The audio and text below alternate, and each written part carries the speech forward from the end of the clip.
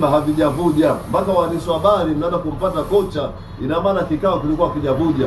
Ina maana Ali Kamwe amelalamika, analialia na tapatapa, alikuwa hajapata habari, kwa sababu tayari tulidhibiti habari.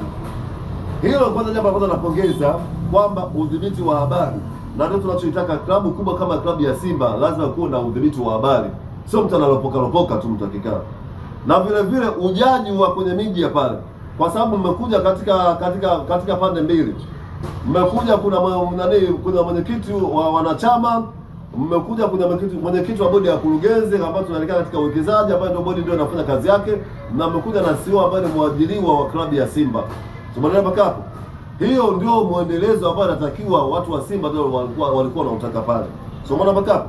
Na vitu vilivyozungumzwa ni vitu viko very clear, havina shaka, na hata waandishi wa habari wametoka pale wameridhika. Kama hawajaridhika, naona huyu ni mchawi wa waandishi wa habari, kwa sababu tulichokuwa akizungumzia, mimi kwanza nimemfuatilia mwenyekiti alikuwa anazungumzia kuhusiana na uwekezaji wa Mohamed Dewji wa bilioni 20 ambao anasema zipo ambazo ndio zinazoendesha timu. Umeelewa? Mimi najua toka zamani kwamba Mohamed Dewji sio mongo. Mohamed Dewji aliweka bilioni 20 kwa mapenzi yake. Mohamed Dewji ni shabiki wa klabu ya Simba, na ndio maana huwa nikikaa katika maiki huwa nampigania Mohamed Dewji, yeye ndio mwenye Simba yake kwanza. Umeelewa? Kwa sababu ni mtu hana longolongo. Kama mwenyekiti amekiri kama bilioni 20 ndio zinazosababisha kila siku Simba wao wanachukua kwa mwaka zaidi ya bilioni 6, hiyo ni tayari kwamba mwanachama mmoja anaichangia klabu ya Simba bilioni 6. Umeelewa mpaka kwamba Simba ni klabu tayari imeshakuwa ina utajiri wake, kwamba bilioni 20 zile kama ni dhamana zinaendesha Simba kwa kila mwaka wanachukua bilioni 20 bilioni 6 za mambo ya kuendesha vitu.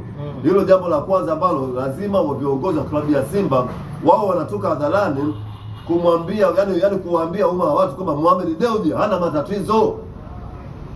Sio mnasubiri kuja katika vikao, mikutano ya hadhara ndio mnazungumza pale, lakini tukishatoka pale tena hapa utasema mara DP World, sio mara sio nani, mara sio kuna mtu anataka sio kuwa mwekezaji.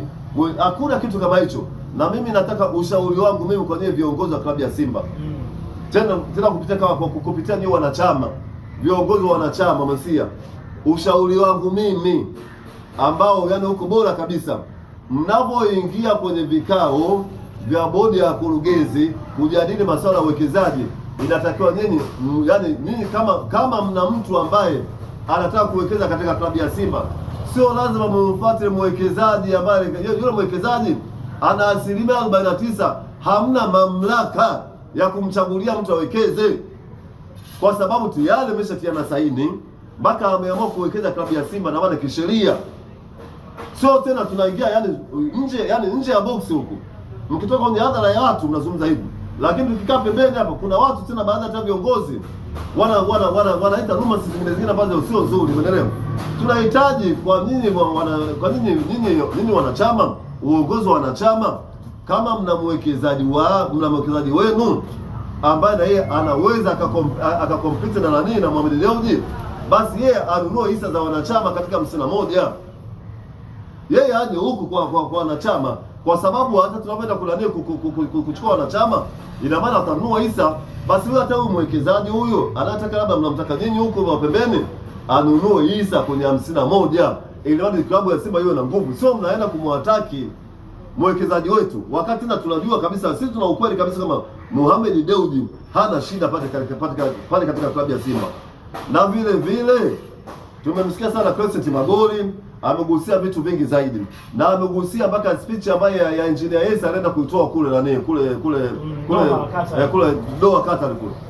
Amezungumzia kwamba mada ambayo ilikuwa mezani ni tofauti alivyopeleka yeye, umeelewa?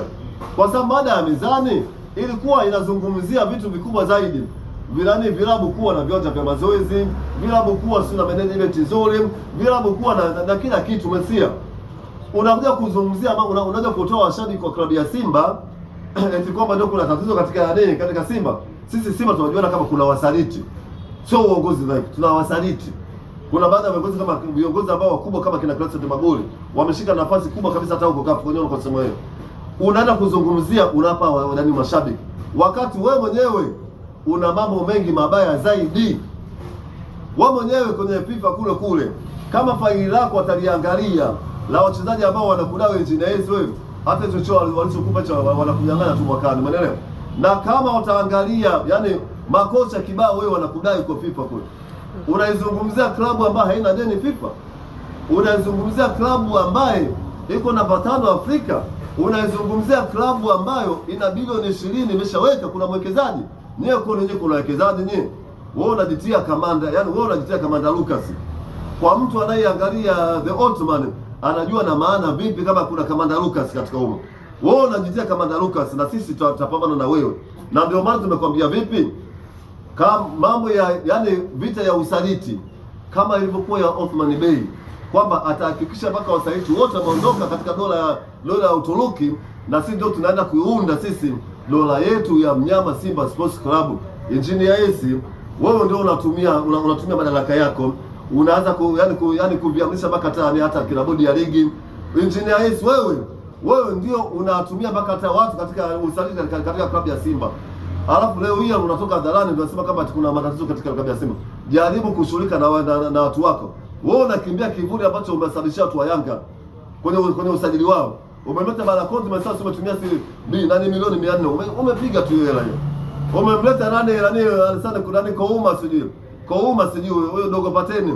Unajitia member sio milioni 500. Uwezo wa milioni 500 ndio ile kule. Mmeleta kiroga cha kilo 86 pale. Umepewa kwa mkopo, unadanganya watu wa Yanga, unasema umetumia milioni 700. Wewe ni tapeli tu.